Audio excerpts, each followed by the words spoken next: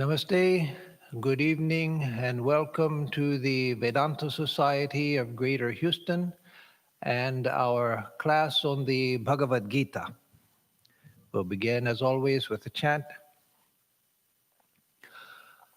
Om Parthaya Pratibodhitam Bhagavata Narayanena Swayam Vyasena Gratitam Purana Munina Madhye Mahabharatam Advaitam Ritavarshinim Bhagavatim Ashtadashadhyayinim Ambatvam Anusandadhami Bhagavad Gita Bhavadveshinim Vasudeva Sutan Devam Kamsachanuramardanam Devaki Paramanandam Krishnam Vande Jagadgurum Mukam Karoti Vachalam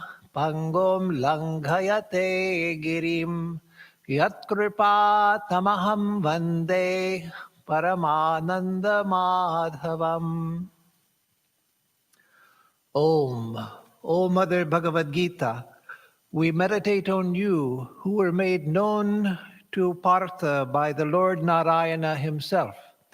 You who were included in the Mahabharata by the ancient sage Vyasa.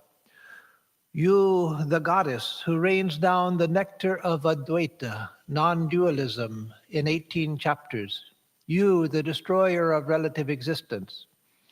We worship Krishna, world teacher, son of Vasudeva, the delight of his mother Devaki, and the destroyer of the demons Kamsa and Chanura. We adore that supremely blissful Madhava, by whose grace the mute are made eloquent and the lame are enabled to cross over mountains. Om Shanti Shanti Shanti Harihi Om. Om, peace, peace, peace be unto us all. So this evening we will continue with our study of the Bhagavad Gita, and we will take up where we left off last time. Last time we completed the reading of the 15th chapter, the chapter on the Purushottama Yoga, that is the yoga of the Supreme Person, where Sri Krishna begins by describing this whole universe as an ashwatha tree with its roots above and its branches coming down.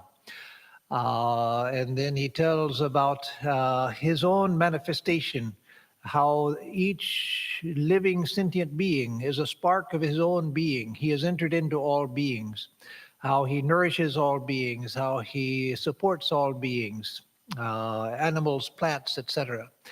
And he talks about the two selves within the human being. And then about the true self, which is beyond both of these lower selves, the intellect and the jivatma, and then the supreme self, which is beyond, which is one with him. And so now we come. In fact, I just noticed it here again. I'd forgotten about it last time. Madhusudana Saraswati, whose commentary I in general follow, not strictly, but in general follow. He ends the chapter 15 with beautiful verses. Again, one of the specialties of Madhusudana Saraswati was that he was not only a great scholar, a great pandit in Sanskrit and in Nyaya, that is logic, and in other fields of learning, and was an exponent of the Advaita non-dual philosophy in the lineage of Shankaracharya, coming down in that lineage. But he also was a great devotee, because he had started off as a devotee of Sri Krishna and only later became an Advaitin. So he ends that chapter on the Purushottama Yoga with these verses. I'll just read the English translation given by Swami Gambhiranandaji.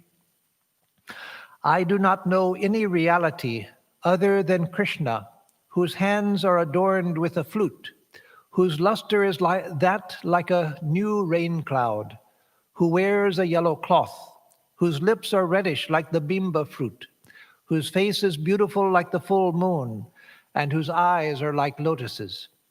So again, remember, he is commenting on the Bhagavad Gita from the non-dualistic standpoint.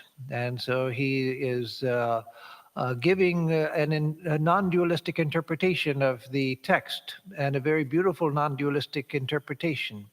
But in spite of that, he never lost his devotion because he didn't see a conflict between the two, much like Swami Vivekananda and Sri Ramakrishna, for whom devotion and knowledge were not contradictory.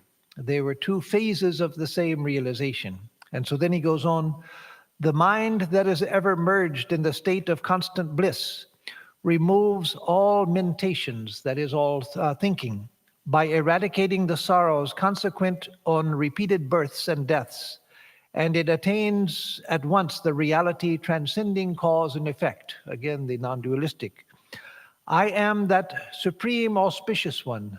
I, the author, am that supreme auspicious one in whom get identified all the followers of Shiva, of the sun, of Ganesha, of Vishnu, and the worshippers of Shakti.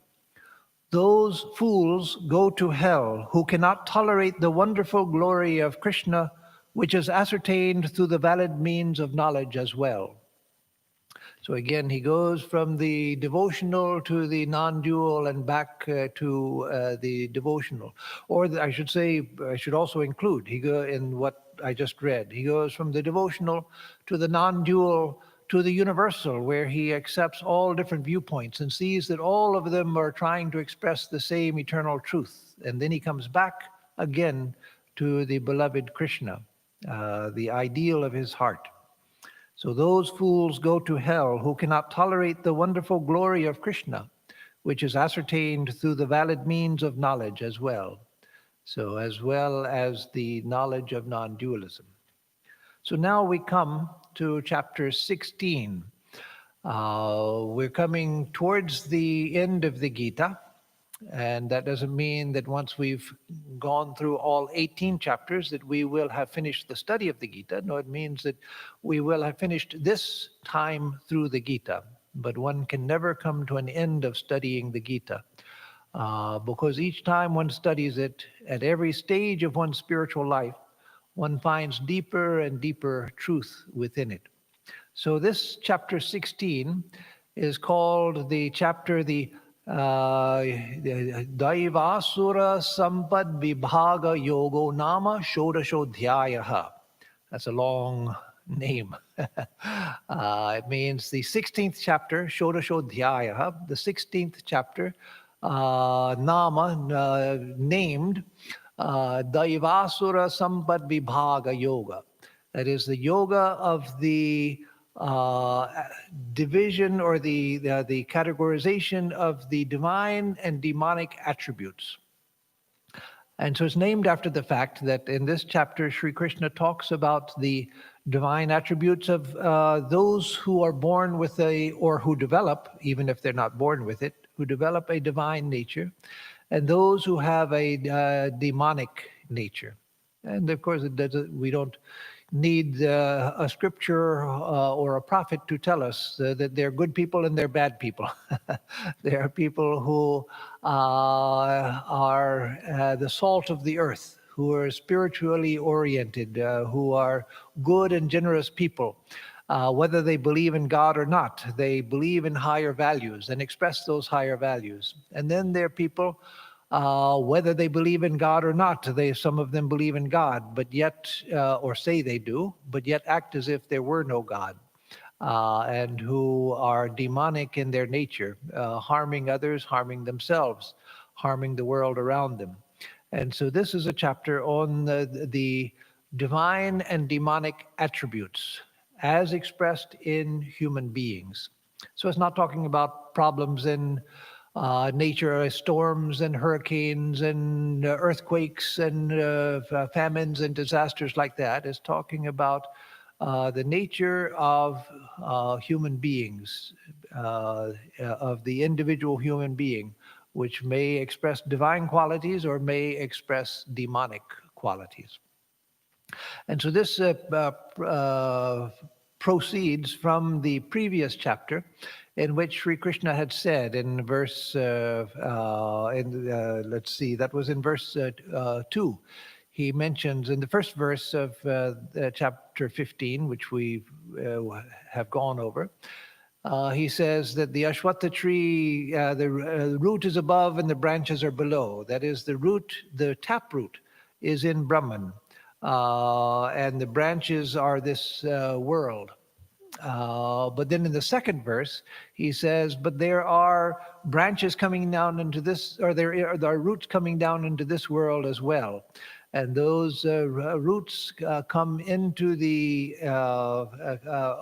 take nourishment for the tree from the actions of people, the good and bad actions of people. That it's the good and bad karma of living beings, and that means human beings, because it's, as far as we know, and one could certainly doubt this, but as far as we know directly from experience, it's at the human level that we have karma. That is because karma depends on conscious, willful activity. Something I do unconsciously that is just an unconscious action that doesn't produce karma, but that action which I do with an intention, that produces karma. And so whether animals have that kind of intentionality which produces karma or not, that some of the ancients doubted. So that I would leave that as an open question. But we know that human beings are capable of karmic action. And so it's the actions of human beings also which nourish the tree of the world. In fact, it's that which keeps the tree of the world going, the good and bad karmas of people. And so this chapter is to explain the source of those good and bad actions. Why people do good actions and why people do bad actions. In fact, let's see, it's in the third chapter. Arjuna asks Sri Krishna near the end of the third chapter, he said, Atakena prayukto yam papam charati purushaha anichannapi varshneya baladiva niyojitaha. What is that which causes people to act with bad intent, which they seem to do even though they don't want to, as if they were impelled by some force? Sri Krishna asks that question. And Sri Krishna says that it's because of desire and anger that Sri Krishna expresses as one thing, desire and anger as the same basic thing, two sides of the same coin, because anger comes from frustrated desire. So it's the same phenomenon. That is what causes people to do that which they shouldn't do. So in this chapter, again, after the 15th chapter had again spoken of this universe as a Ashwatha tree, nourished by the good and bad actions of living beings, Sri Krishna takes up the topic of the divine and the demonic attributes of people. So the first three verses talk about the divine attributes. And we'll go over them one by one, and I'll take each verse one by one, even though the three go together. But it's a long list of divine qualities, and these are to be meditated on and internalized. That is, these are the qualities we want to develop. All of us have these in seed form. All of us will recognize what they are and what they mean, and we'll all recognize that to some extent we have a little bit of these, but we want to be immersed in these qualities. That is, we want these to be the qualities which are spontaneously manifested in our behavior, in our thoughts, in our words, in our actions. Sri Bhagavan Uvacha Abhayam Sattva Shuddhir Abhayam Sattva Samshuddhir Jnana Yoga Vyavasthitihi Danam Damascha Yajñascha Swadhyayastapa Arjavam. So again, remember, these are a list of the divine qualities. So he starts with abhayam, fearlessness. Swami Vivekananda said that the one word that resonated within him all of the time from the Upanishads, his favorite word in the Upanishads, it wasn't God, it wasn't Atman, anything, it was abhayam. Why?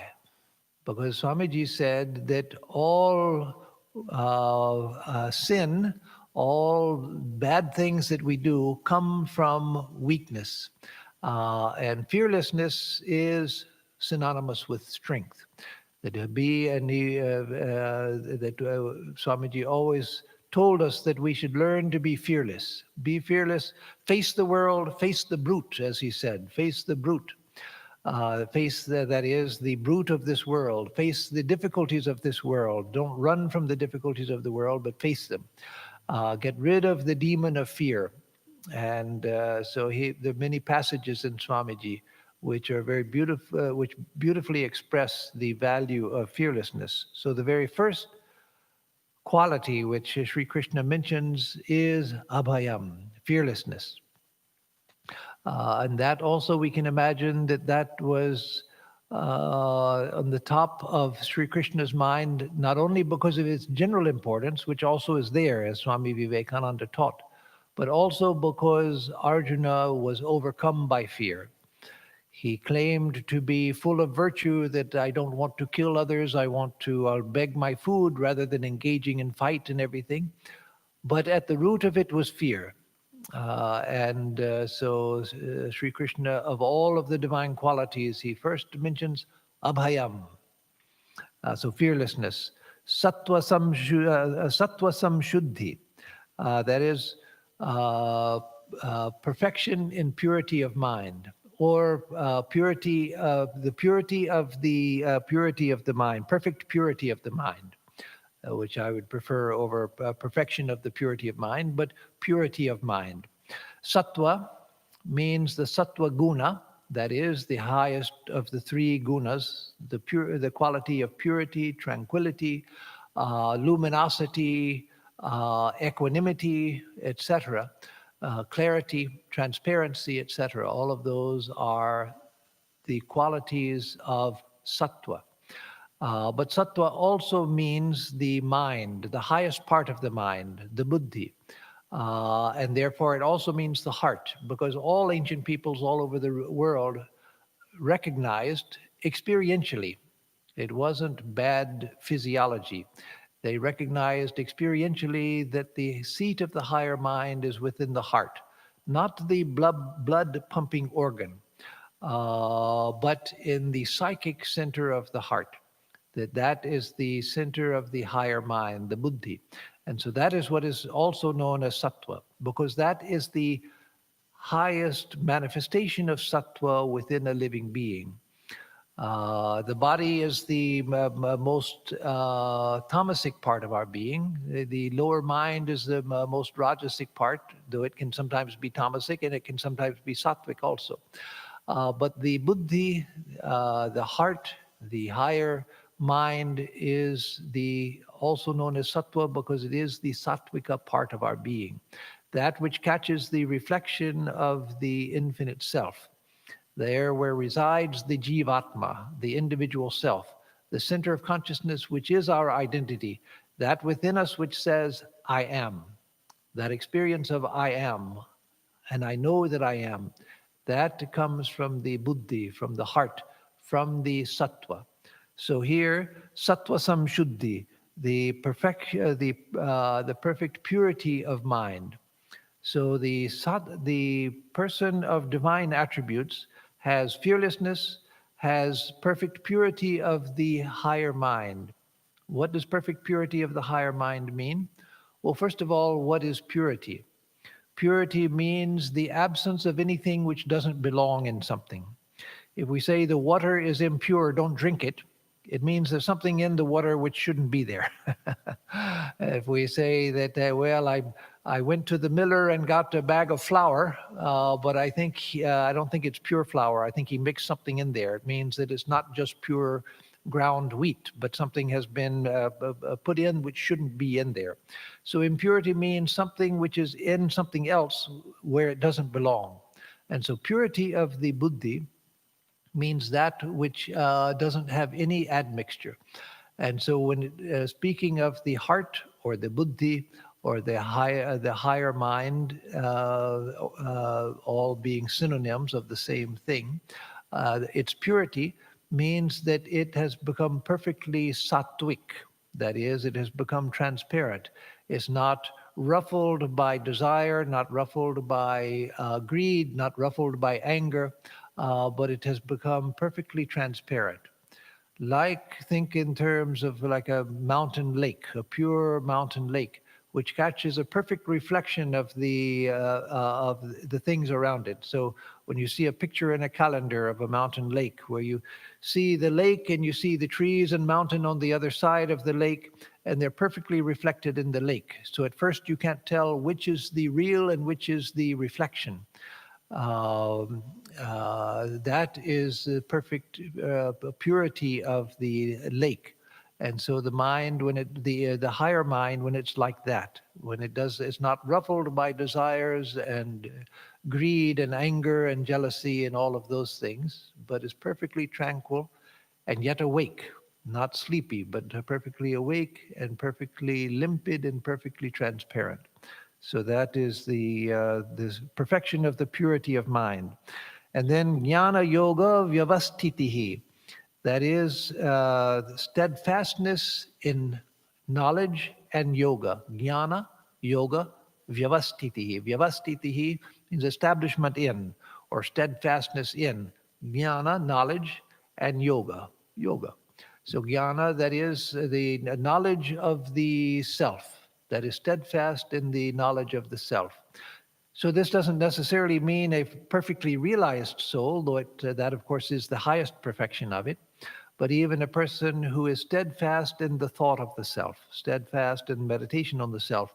And yoga, steadfast in yoga means steadfast in meditation, in the concentration, ekagrata, the concentration of the mind.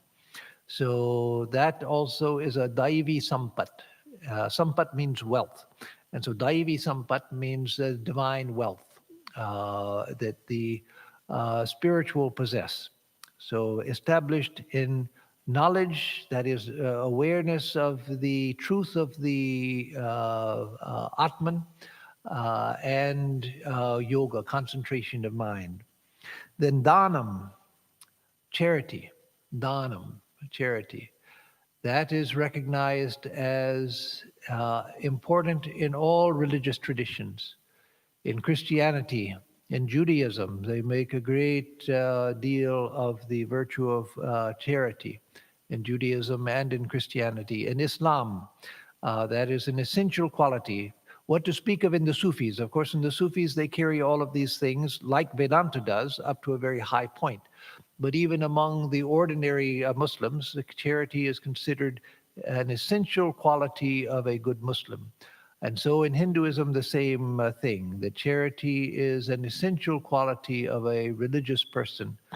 That's why in India, and you see this in some other countries also, but in India, you see in front of temples, there will often be beggars.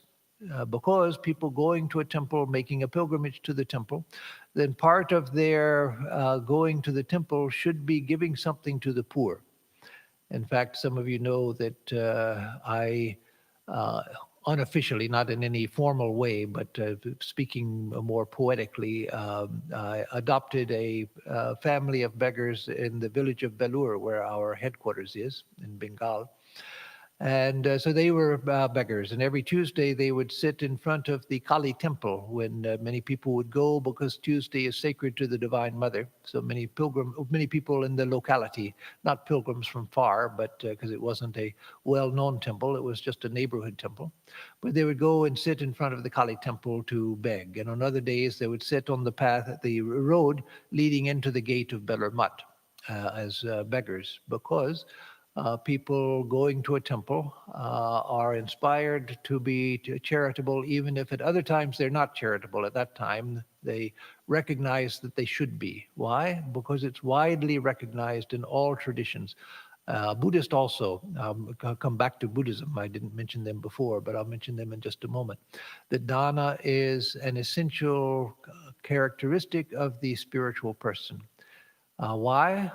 Because dana, charity, it opens our heart and it reduces the egotism and reduces that terrible sense of separation from the world, that everything is about me and everything is for me, everything is about me, and I am the value and I am the reality and I am everything, and others don't matter, that I matter.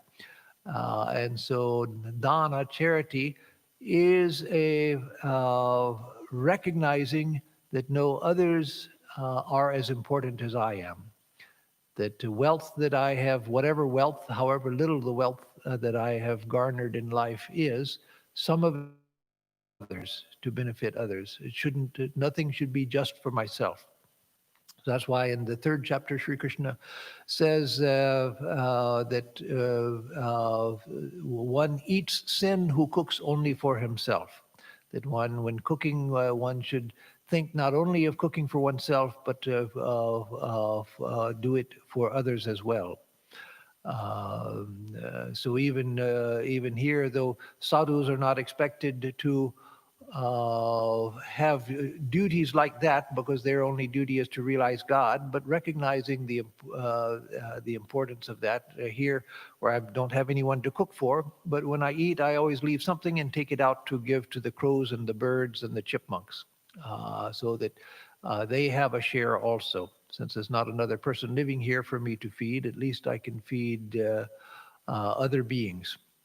So charity, it opens the heart and lessens the ego. So I said about Buddhism. In Buddhism, there are the 6 paramitas. Later it was increased to 10, but actually the first 6 are the important paramitas. That is the excellences. Paramita means that which is gone, ita, to the parama, to the supreme, or to para, to the other shore. And so the 6 excellences, which one is to practice as a Buddhist. And the first one is dana. The very first virtue one is to practice as a Buddhist aspirant is dana, that is charity. So again, whether it's in the Muslim or Jewish or Christian or Buddhist or Hindu world, dana is recognized as extremely important. So danam, and then damascha. Damaha cha means and dhamma. Dhamma means control of the organs, self-control, controlling the eyes, controlling the ears, controlling the organs of action as well. That is being self-possessed. Looking at something because I want to look, not because my eyes are dragging me to see it. Hearing something because I want to hear it, because there's something that I have decided to hear, not being dragged by the ear because the mind is constantly being dragged out of itself by the senses. So having self-control, control of the external organs. Then yajna, sacrifice, yajna. That also is recognized in all religions as important. And in Hinduism, since the Vedic times, sacrifice was considered to be the very nature of this manifest universe.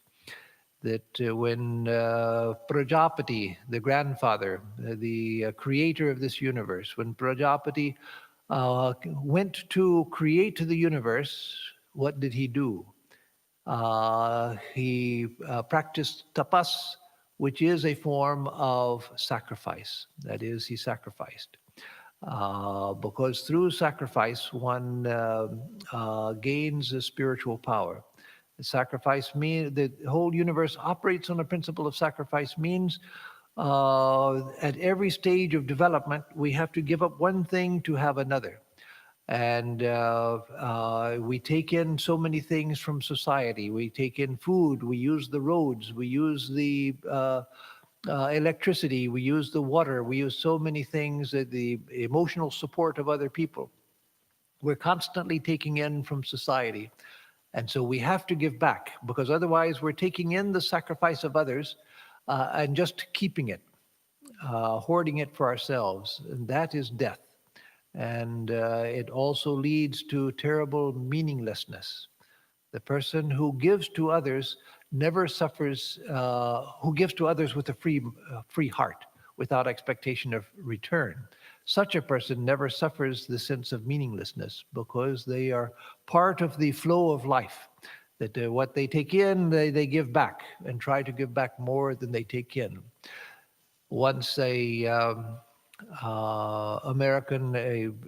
white American anthropologist back in the early part of the 20th century was studying the Native Americans as an anthropologist. So in the 20th century was really when people began to appreciate and to study the Native American clans and tribes and bands and so forth, and larger families of tribes. When they took an interest in them rather than just an interest in getting them off of the land that they wanted. And so this anthropologist, with sympathy and with interest in the value of Native American culture, went to a tribe, went to a reservation, and among other things she wanted to discover, she asked who is the wealthiest person in the tribe. And everywhere she heard the same name, everybody would say, well, so-and-so. I don't remember the name, and it's not important. But so-and-so, he's the wealthiest person in the tribe. And so she became curious. She wanted to meet this person who everybody, everywhere she went on the reservation, on the vast reservation, people would point to bring up this name as the wealthiest man in the tribe. She finally got to meet him, and he had nothing. And then people explained to her that he was considered the wealthiest because he had given the most away. He had given away the most to others, kept nothing for himself, and that he was the wealthiest person in the tribe. So you see the reversal of the usual values, that I'm wealthy because I have the most. No, he was wealthy because he had given the most. So it wasn't that he was wealthy because he didn't have anything. No, that also wouldn't work. He was wealthiest because he had given away the most. So that idea of sacrifice. Yajñascha swadhyaya. Swadhyaya is the next quality that he mentions. Swadhyaya, study. And swadhyaya means particularly self-study. In fact, in the Yoga Sutras, swadhyaya means doing japa, repeating Om. But swadhyaya in general means a study for one's spiritual benefit. So here it's probably used in a broader sense, not in the technical yogic sense, but in the broader sense of scriptural study for one's spiritual growth. Swa-adhyaya, self-study, or study for oneself. Swami Vivekananda said that in the absence of study, monastic orders degenerate. So in this order, in the Ramakrishna order, in this order, study must be cultivated. So Swamiji says that in his rule book for the order, that study must be cultivated in the order, because in the absence of study, monastic orders degenerate. And study is also an important part of spiritual development. And then tapas, austerity. So as I said, austerity and yajna, they're tied together. It said that when Prajapati wanted to create the universe, he practiced tapas. That is, tapas essentially means concentration of the mind for the development of higher energy. So tapas means to concentrate the mind, but it also includes giving up things which distract the mind. And so that's the connection between tapas and yajna, between austerity and sacrifice. That through the practice of tapas, concentration of the mind and the psychic energies, one gives up distractions. And that leads to the development of spiritual power. So Swami Vivekananda, like swadhyaya or adhyaya, he also said that in the absence of tapas. In the absence of austerity, monastic orders degenerate. And so in this monastic order, tapas shall be cultivated. That is, the practice of austerities should be cultivated. So he said that in the absence of study and in the absence of tapas, monastic orders degenerate. So here also, that's part of the daivi sampat, the divine wealth, or the divine attributes, which are a wealth. And then next comes arjavam, that is straightforwardness. Arjavam, ruju, arjavam, being straightforward. As Swami Vivekananda said, it's better to be a lion than a fox. The lion finishes with one blow, and is straightforward about it, not fearful or anything, not trying to please people, but just one blow he can finish with an obstacle, whereas the fox always goes around, sneaking around, trying to bite from behind and not get caught. And so he said, better to be like the lion than to be like the fox. Strike, as Swami Vivekananda said, strike straight from the shoulder. That if you have to say something, if you have to do something, then do it in a straightforward manner. Don't go around in indirect ways trying to get your way. Be straightforward, honest, and forthright. So that all is connected to arjavam. So again, it's connected to honesty, straightforwardness, forthrightness. That all is connected to arjavam, which literally refers to straightness, straight as an arrow. So then the next verse says, Ahimsa satyam akrodhas tyaga shantirapaishunam daya bhuteshwalo aloluptvam bhardavam rirachapalam.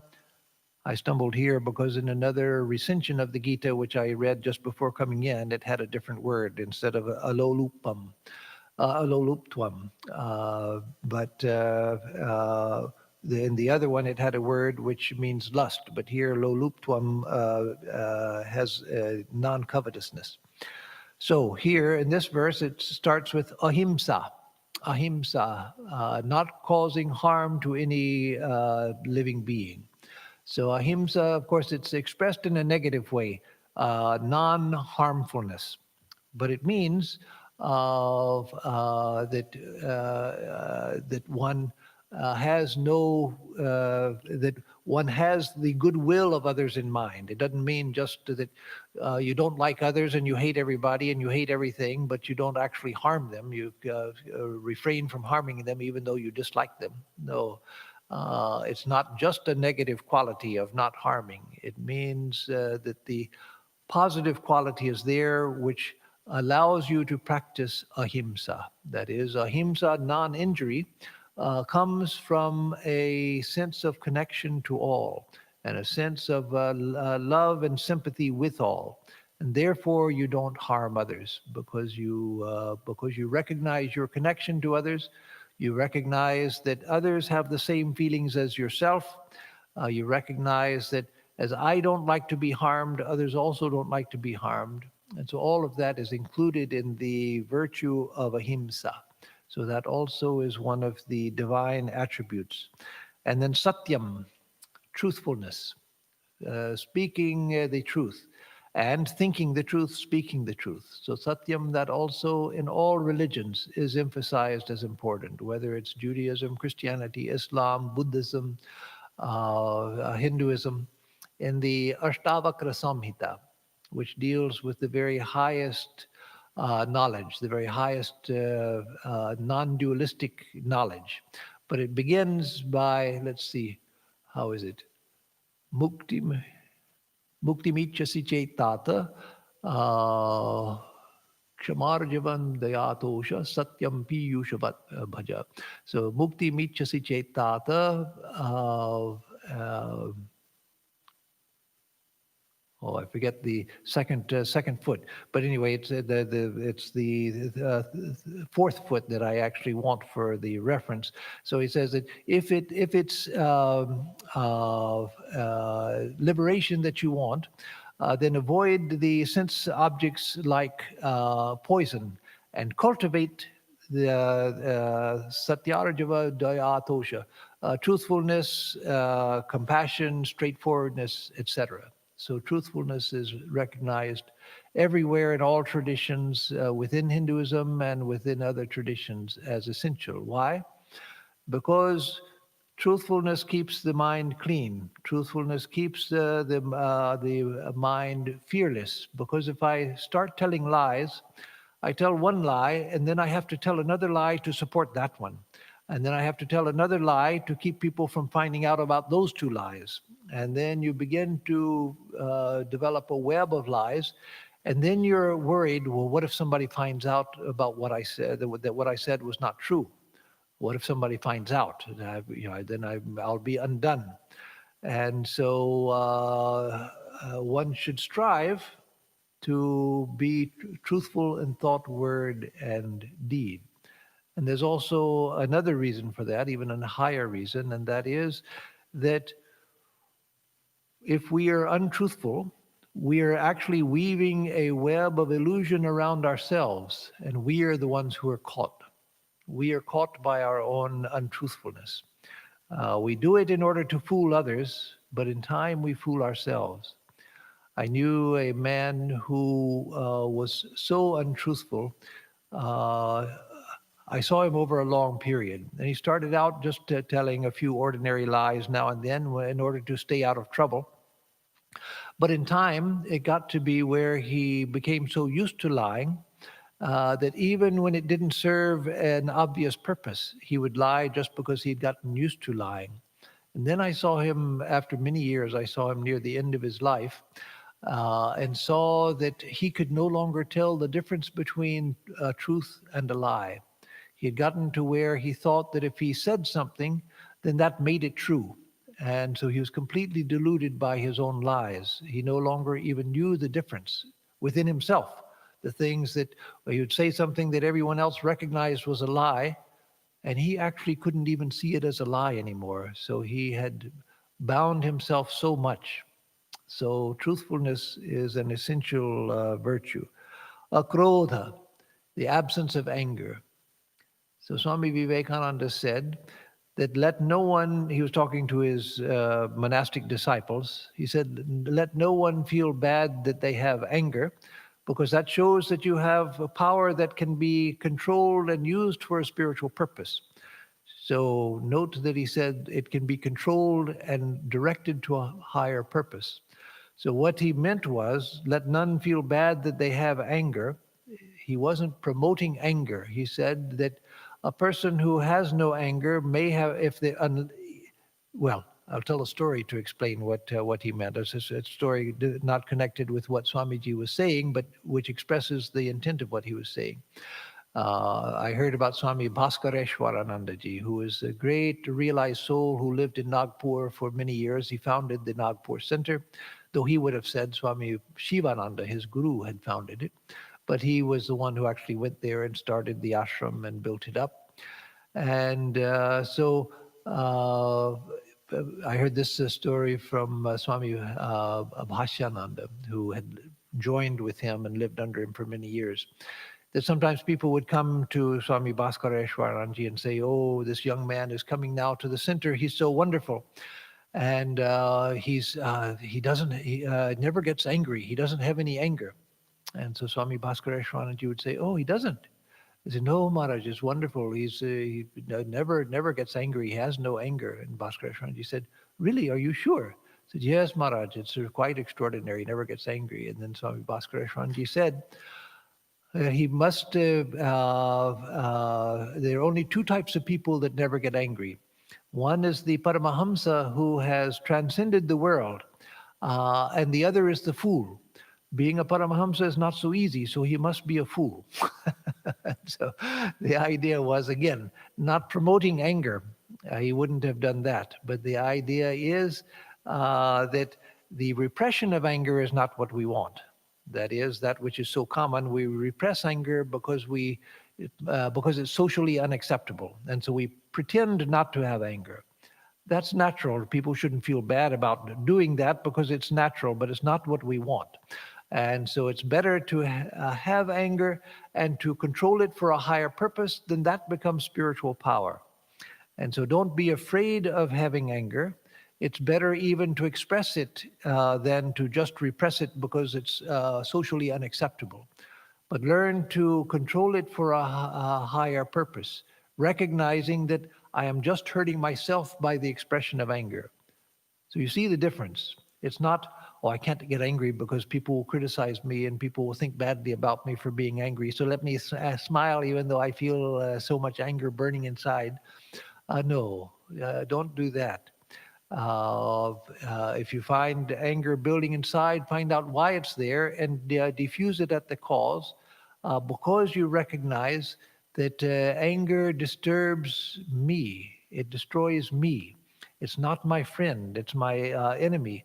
And so I have to deal with it at the root cause and learn why I should not get angry by looking at my own experience and seeing that every time I get angry, I lose my judgment, I lose my bearings, I lose all sense of proportion. I say things that I would never say otherwise. I might destroy relationships, even family relationships and other things because of my anger. So let me recognize what's happening and control it because I don't want to be governed by this impulse to react through anger. That's very different from just hiding your anger because it's socially unacceptable. So the absence of anger through the proper means of control, that's what we want. Tyaga, renunciation.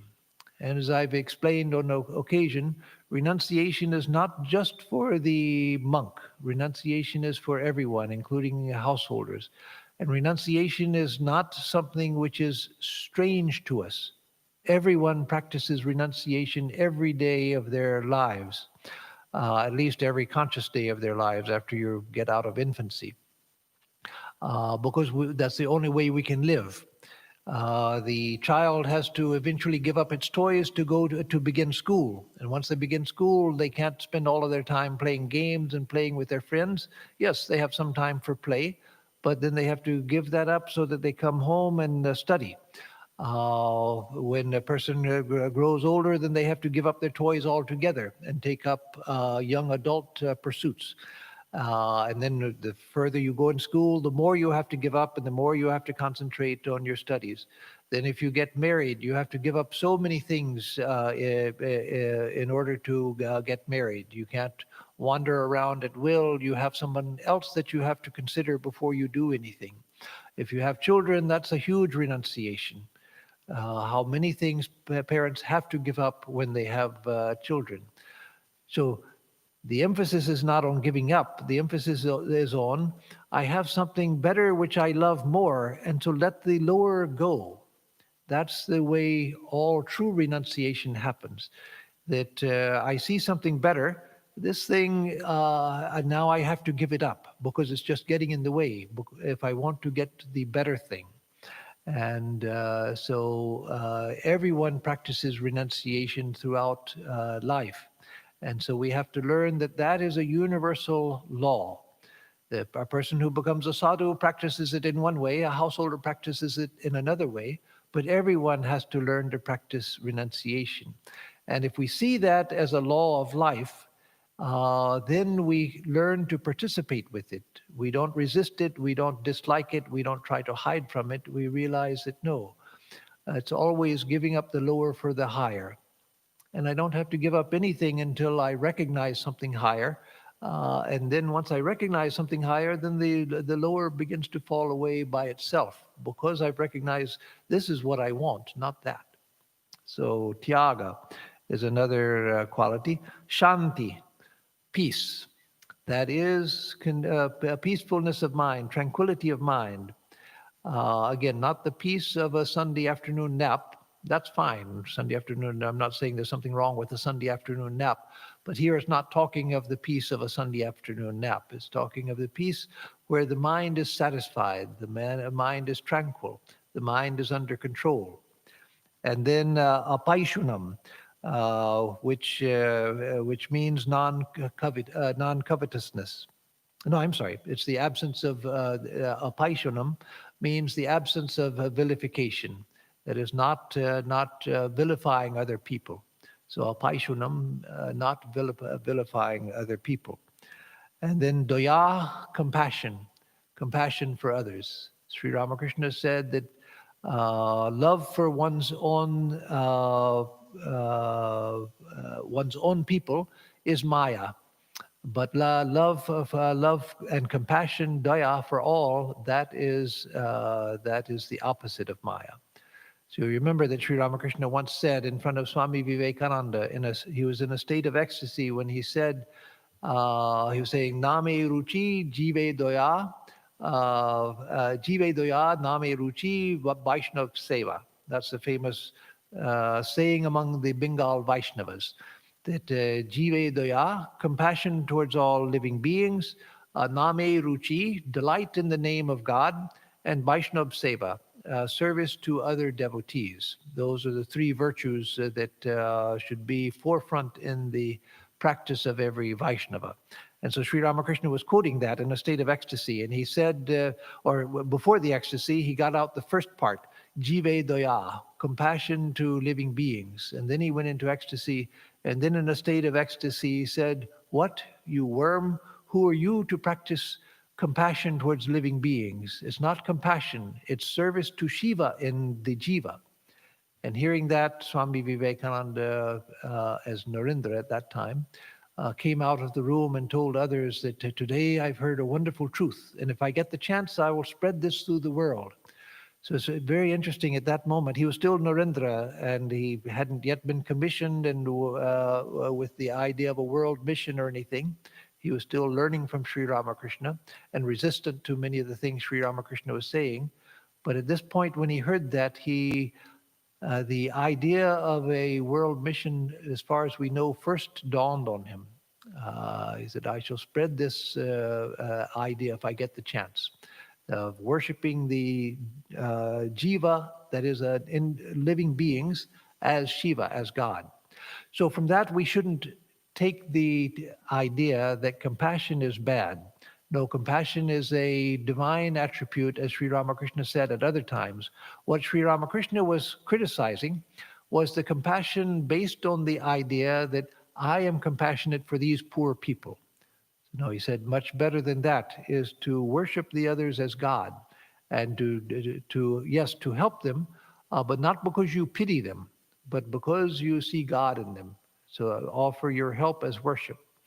But compassion in the spiritual sense doesn't mean pity.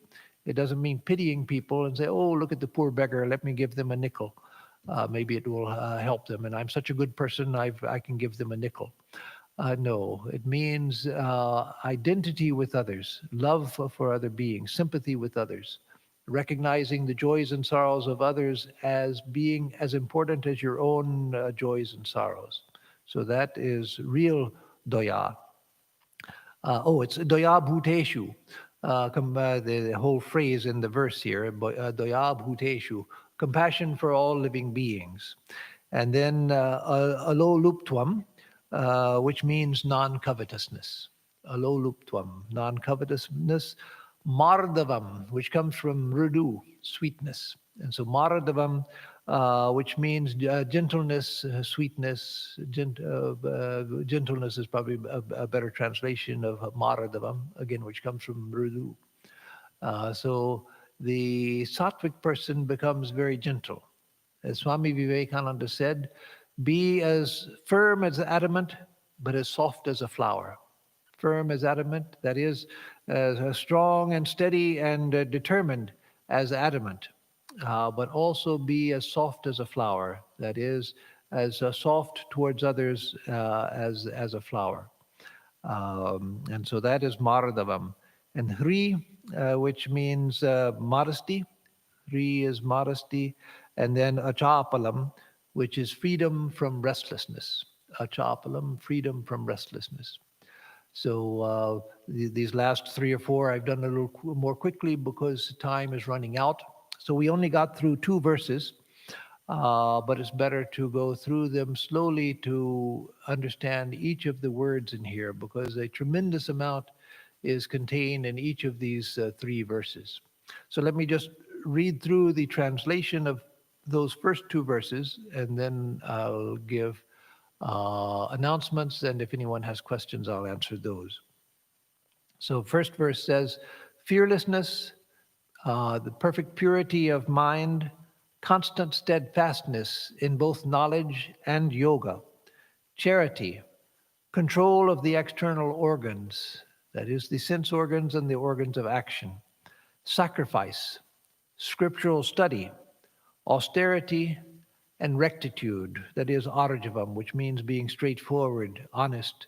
Then the second verse says, again, just continuing the list in the second verse, non-injury or ahimsa, truthfulness, absence of anger, renunciation, control of the internal organ, that is, control of the mind. That's the way he interprets shanti, that is, peace. I interpreted it somewhat different, but both come to the same thing: control of the internal organ, absence of vilification, that is, not vilifying, not criticizing and scolding other people for no good reason, kindness to creatures, non-covetousness, gentleness, modesty, and freedom from restlessness.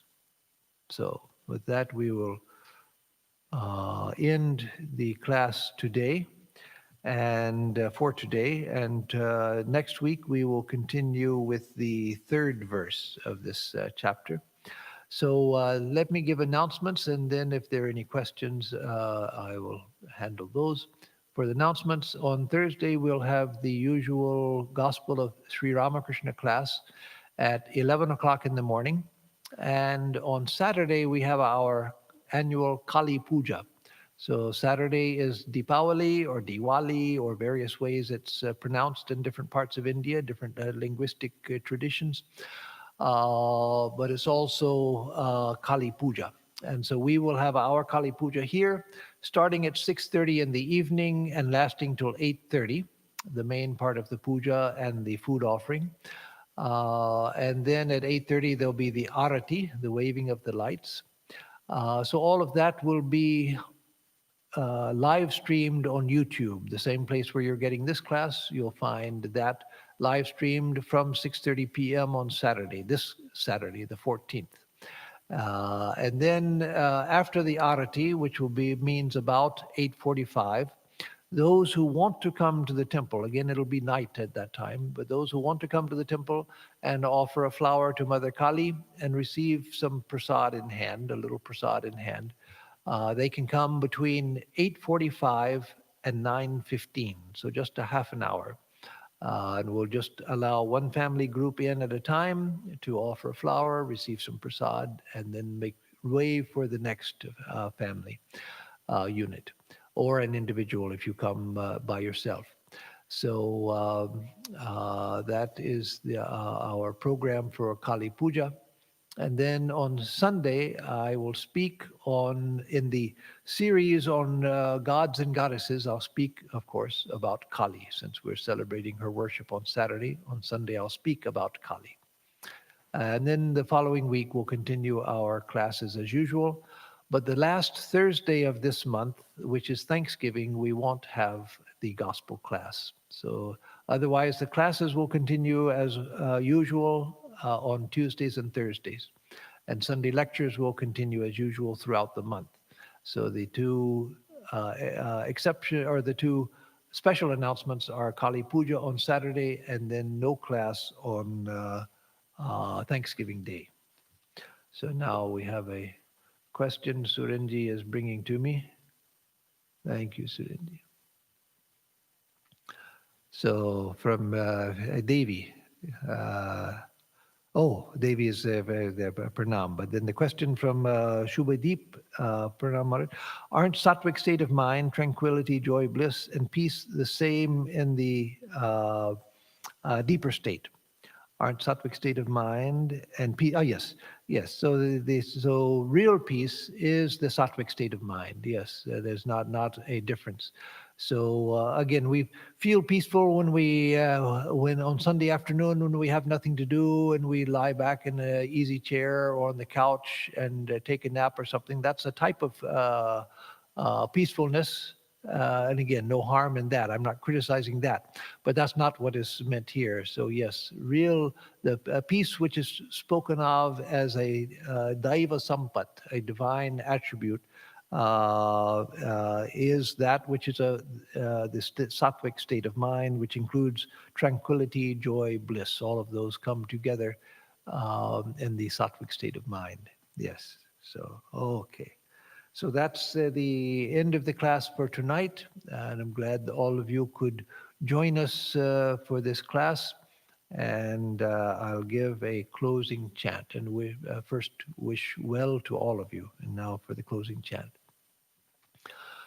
Om Yam Brahma Varunendra Rudra Marutastun Vanti Divyaistavaihi Vedai Sangha Padakramopanishadair Gayanti Yam Samagaha Dhyanavastita Tadgatena Manasa Pashyanti Yam Yogino Yasyandam Navidu Sura Suragana Devaya Tasmai Namaha. We bow to that Supreme Being, whom Brahma and other gods praise with divine hymns, whose glories the singers of the Sama hymns sing through the Vedas and Upanishads, whom the yogis see with their minds absorbed in that through meditation, and whose end and beginning neither the gods nor the asuras see. Om Shanti Shanti Shanti Hari Om Tat Sat. Om Peace, peace, peace be unto us all.